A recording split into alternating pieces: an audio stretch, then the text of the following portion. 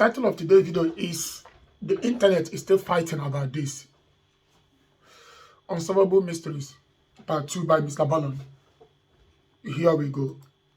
For 7 years. When it all came to a head, the police blamed one person and the victim's family and friends blamed another. And to this day, the internet remains totally divided on whether blame was appropriately placed. But before we get into today's bizarre story, if you're a fan of the strange, dark, and mysterious delivered in story format, then you've come to the right channel because that's all we do, and we upload 3 or 4 times every week. So if that's of interest to you, please sneak into the like button's house and steal the little plastic clip on their vacuum that keeps the cord neatly tucked up after use. Also, please subscribe to our channel and turn on all notifications so you don't miss any of our weekly uploads. Alright, let's get into today's story.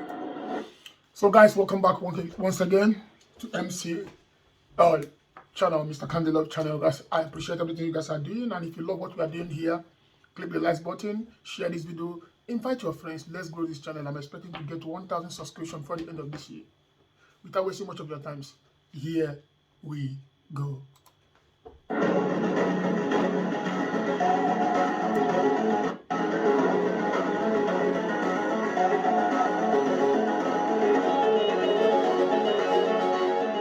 In June of 1982, 38-year-old Cindy Hack divorced her husband Roy. As soon as she moved into another home in Vancouver, Canada, she felt this wave of relief come over her.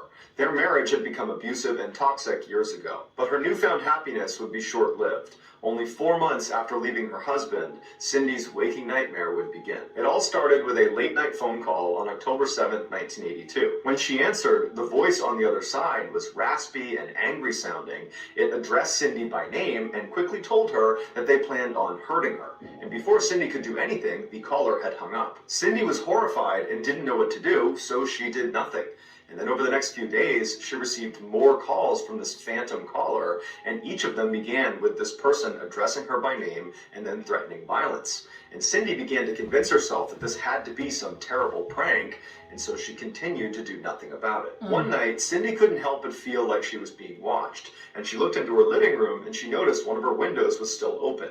At night, she would draw all the curtains in her house. And so she walked over to the window and she pressed her face up against the glass to look outside, and she didn't see anybody out there. And so she drew the curtains, turned around, and began walking back towards the kitchen when her phone rang. She hesitated, but eventually picked the phone up, and on the other side of the call was the mystery caller, who in a mocking tone told her that curtains weren't going to protect her, that they knew when she was home. This incident pushed her over the edge, and she knew this could not be some bad prank. This was real. And so she contacted the police, who made a house visit, but there wasn't any sign of a break-in or any sign of a crime being committed. And so after walking her property and feeling confident that she was safe, they told her that, you should really consider getting an unlisted telephone number. That way this mystery person can't keep contacting you. And so Cindy thanked them and would go on to get an unlisted telephone number. But not only would the calls continue, they would become more frequent. And in fact, the harassment in general only began to escalate. 3 days later, on October 15th, Cindy and her good friend Agnes were coming back from dinner to Cindy's house.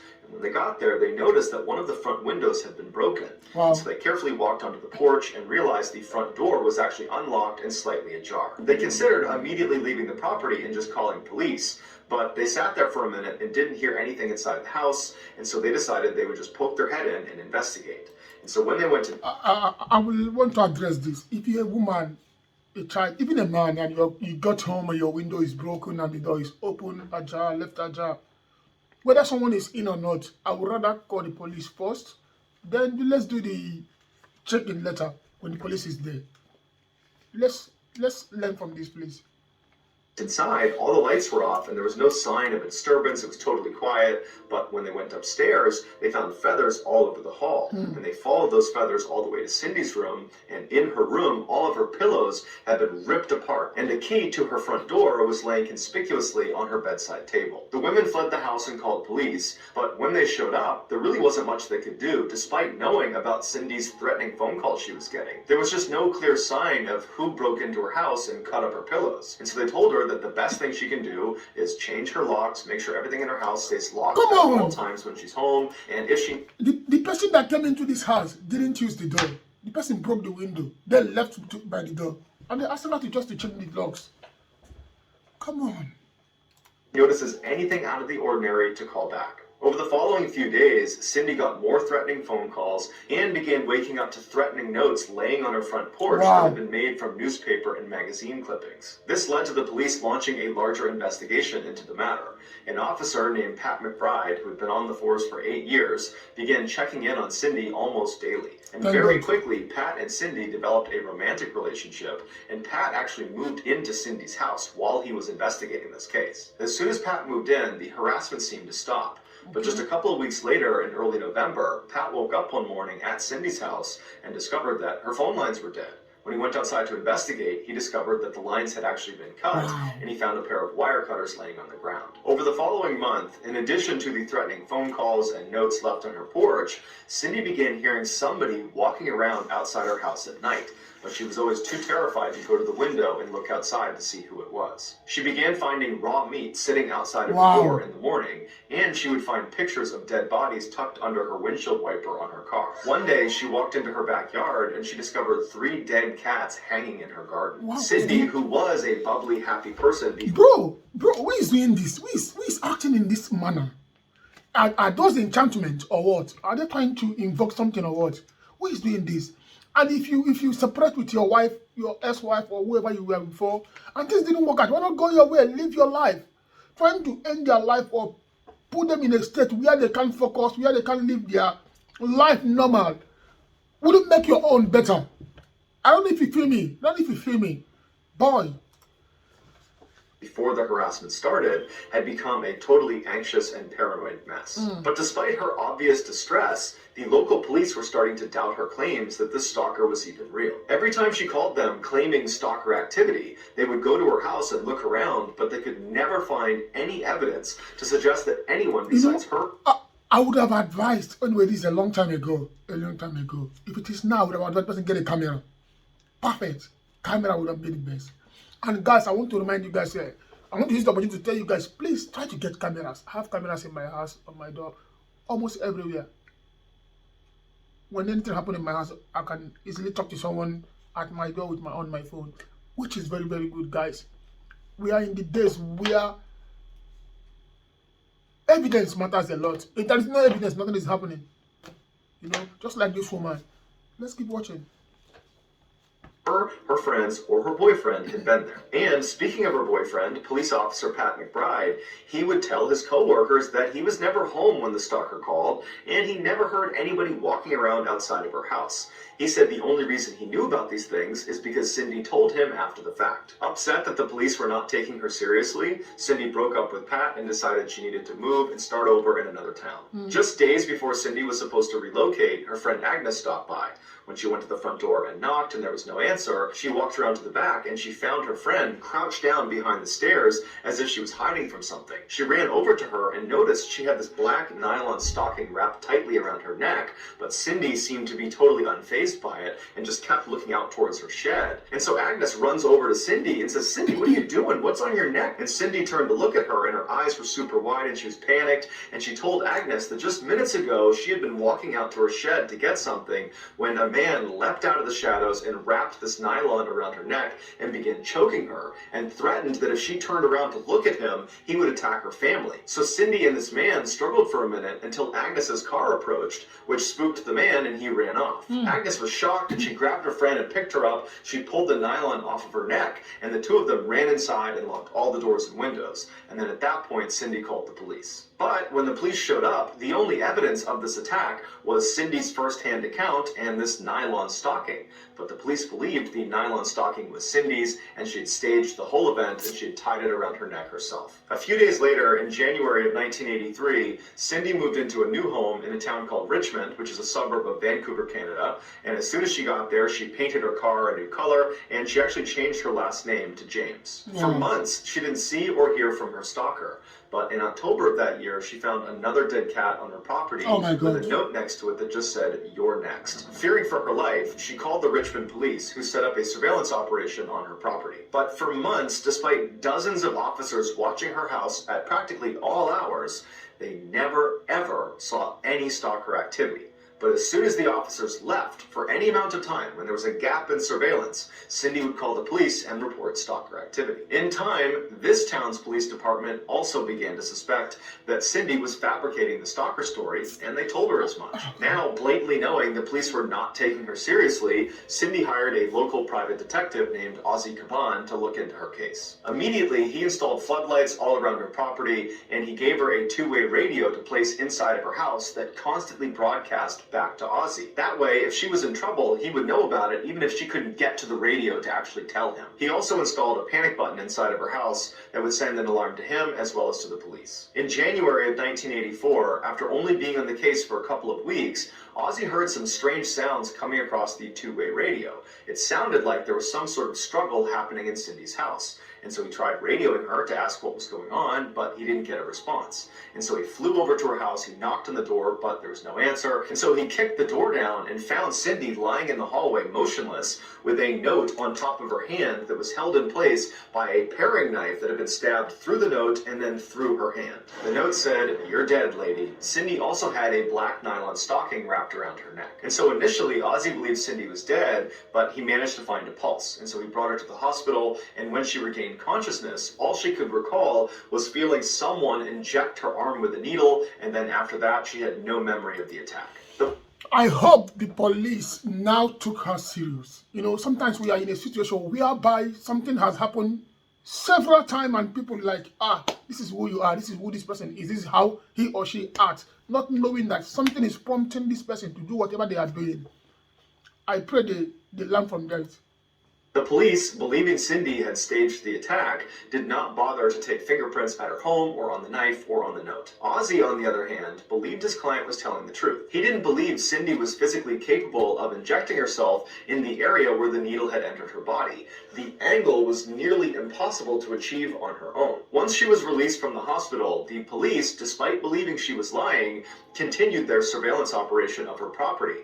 But like always, nothing ever happened when any of the officers were on duty. And that is, I think whoever that is doing this also know about the police, have insight about the police. You know about their, you know when they change, you understand the police. Maybe it's even working in the police force.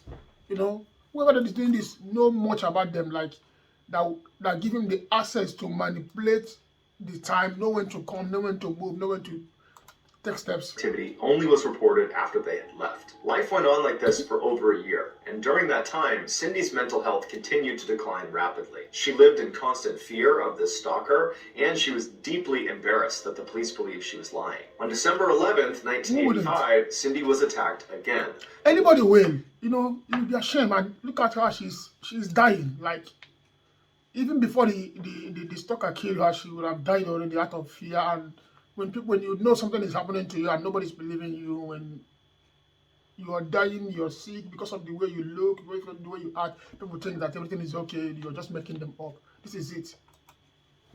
The details on this are incredibly scant. Someone found her lying in a ditch 6 miles away from her home. She was wearing a single work boot and a single glove. She was suffering from hypothermia, and she had cuts and bruises all over her body, and she had a black nylon stocking wrapped around her neck. She had no memory of the attack. The police told her that they believed this was yet another staged event, and so they did not do any significant follow-up. After a few days in the hospital, she was sent home, but she was terrified to be alone. So she reached out to her friend Agnes and asked if she and her husband Tom would stay with her for a couple of days, and they agreed. The first night they were there, Cindy woke up in the middle of the night and heard strange sounds coming from the basement. She woke up Agnes and Tom, and they heard the sounds too, and so they went down to the first floor, they opened up the door to the basement, and they looked downstairs, and very clearly there was a fire raging in her basement. And so Cindy immediately ran to the phone to call 911, but they discovered the phone lines had been cut. Oh, God. And so Tom ran outside to try to find a neighbor to call 911 for them, and when he went outside, he found a man just standing there in front of the house watching it. And Tom yelled to him, "Hey, you need to call 911, this house is on fire." And this man, without saying a word, just turned and ran down the street. And that man was never identified. Finally, Tom did get a neighbor to call 911. The fire department arrived and they put out the fire. And then after an investigation, they determined that the fire had been set intentionally. This was an act of arson. And the police said there was no signs of forced entry anywhere around the house, which means someone who was already in the house had to have started the fire. And they specifically said Cindy had to have Oh, started the God. fire because she stages these events all the time because of this stalker delusion she has. Agnes and Tom denied this claim, saying they never heard Cindy walking around at night and she would never jeopardize their lives. After this event, Cindy became extremely depressed and had to be hospitalized. Who wouldn't? Who wouldn't? Something is happening to you. You know that something is happening to you. But the people that were supposed to help you are calling you dementia. Come on. Who wouldn't? Anybody will be in this state. 10 weeks, she was under intense psychiatric care. But at the end of those 10 weeks, the doctors determined that she was not a threat to herself or to anyone else, and so she was sent home. It was at this time that Cindy went to the police and said that she thinks Roy, her ex-husband, was behind all of the attacks. Police immediately brought Roy in for questioning, and he emphatically denied all allegations, saying he had nothing to do with it, and in fact, he had been the victim of this stalker that was going after his ex-wife. He said he got a number of these threatening phone calls, and one time when they called, they left him a voicemail, and he played it for the police.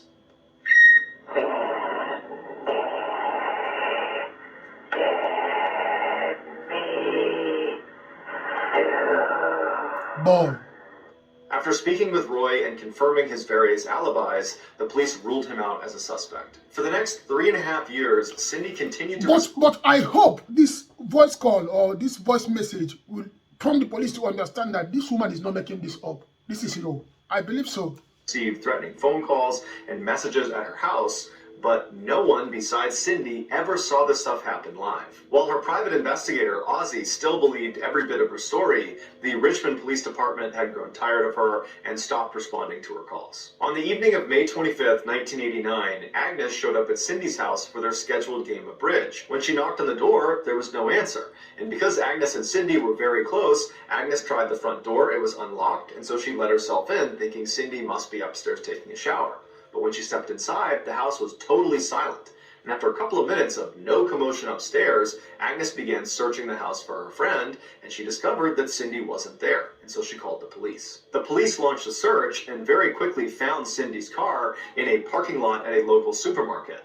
And when investigators went over the car, they discovered there was blood on the outside of the driver's side door. The contents of Cindy's purse, including her credit cards and ID, were scattered about on the ground near the car. And then in the trunk of the vehicle were the groceries that Cindy had recently purchased. But despite her car being found, there was really no indication of where she went next. Her friends and family believed she had been kidnapped by her stalker, and the police believed she was staging yet another event. Come on! Regardless, Come on. no one could find her. 2 weeks after her disappearance and 1.5 miles away from where her car had been found, a road worker had drank too much coffee and needed to use the bathroom. But where they were working, they did not have a portage on, and they were not near any local businesses that might offer public restrooms. The only area that offered any privacy was the abandoned building that was right near their work site. And so this worker told his crew where he was headed. He turned and began walking across the totally overgrown front yard of this property.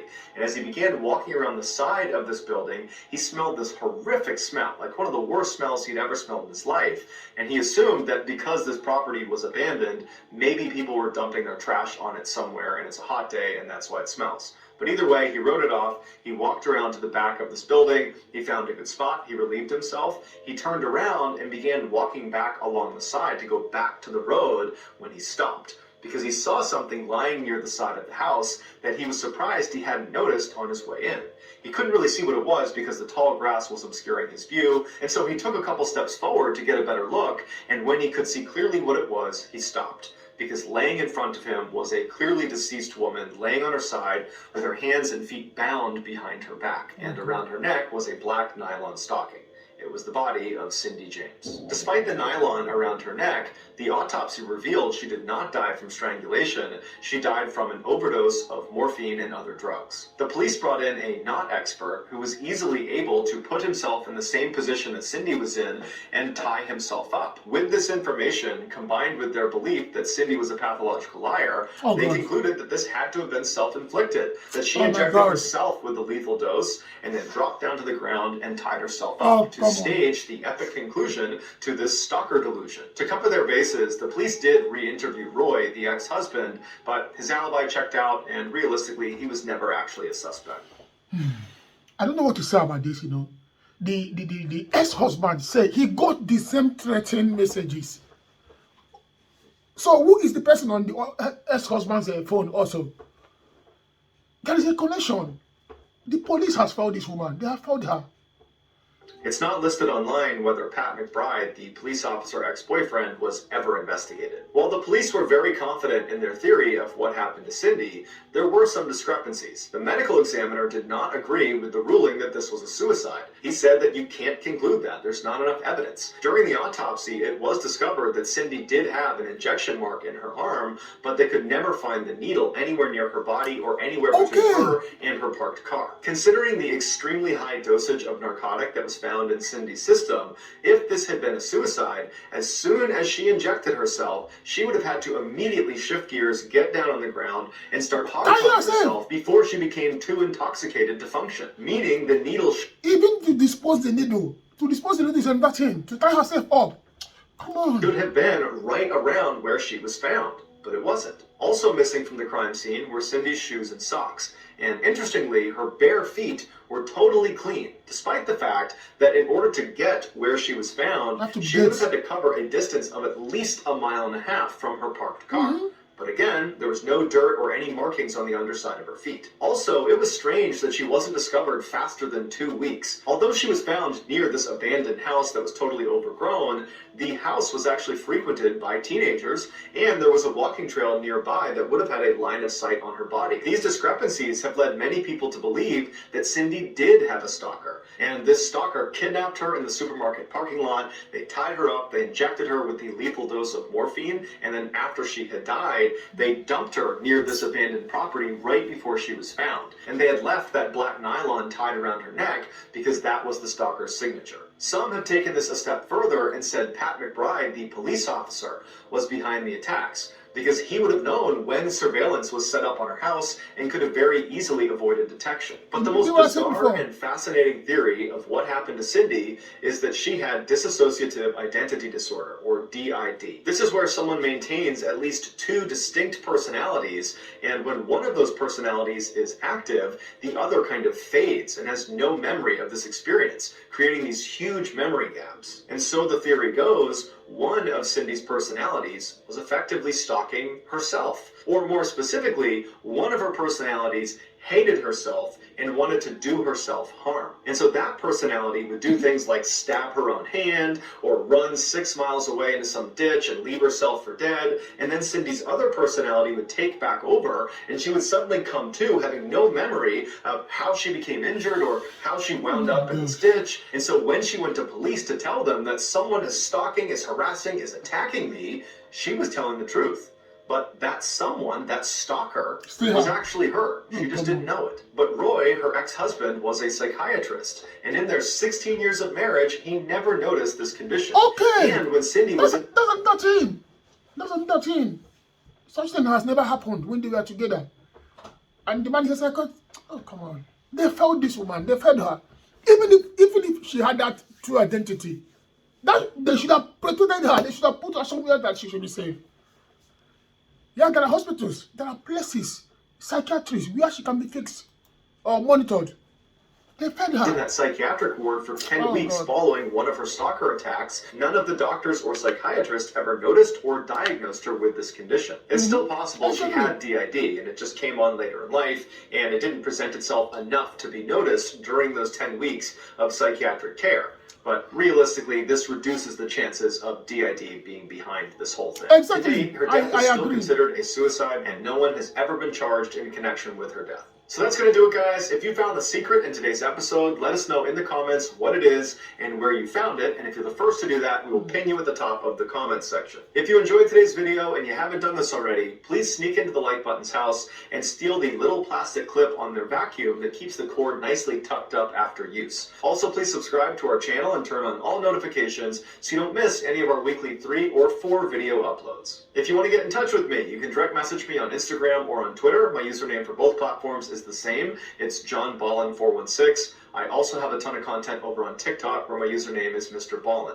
I also have a second YouTube channel called Mr. Ballin Shorts where I put... Oh, guys, man, you can see I'm a kind of moody. Not because of I am tired or something. No. This is early morning. I'm always at my best in the morning. But I am just a kind of moody because of this story, how the story ends. Man. And the internet is still fighting about this. Come on. And this is what, now I know why. Now I know why. The government, the police, they failed this woman. They failed her. She was complaining. She was saying it. And whoever that was behind this knows in and around the police. He or she knows how to maneuver the police. He has the radio, you know when they have to change, you know when they are around. That is the story. Guys, let us be safe wherever we are. Just be safe. Try to be safe. Be safe, please, guys. Make sure your family, your friends are safe. When someone gives you such a message, even if you don't believe them, at least try. Try to keep an eye on them. And thank God now we have cameras. Get cameras. Get civilian cameras. Get motion cameras. Actually, motion is the best. Motion cameras are the best. Once something is happening there, to get the alert on your phone, you can just check it out. Even being here in this part of the world and something is happening in the other part of the world and you have a motion camera there, it will report on your phone. Guys, let us be careful. Let us watch our backs. I love you guys. I'll be signing out now, but before I do so, guys, I want to shout out to Mr. Boland. Guys, this guy is doing a lot of beautiful things. I will tag this video, the original link on this video, on this on the bio here. So just click and check him out. He have a lot of unsolved mysteries, all the mysteries stories. He's a good guy and I love his stories. And I'll be doing much. I think this is his second video or third one I'm doing in this channel. And I'll be doing more of his videos. Shout out to him. And guys, before I go out, don't forget to subscribe to this channel. Click the like button. Share this with your friends. Let's grow this channel. I love you guys. Signing out, MrCandyLuv.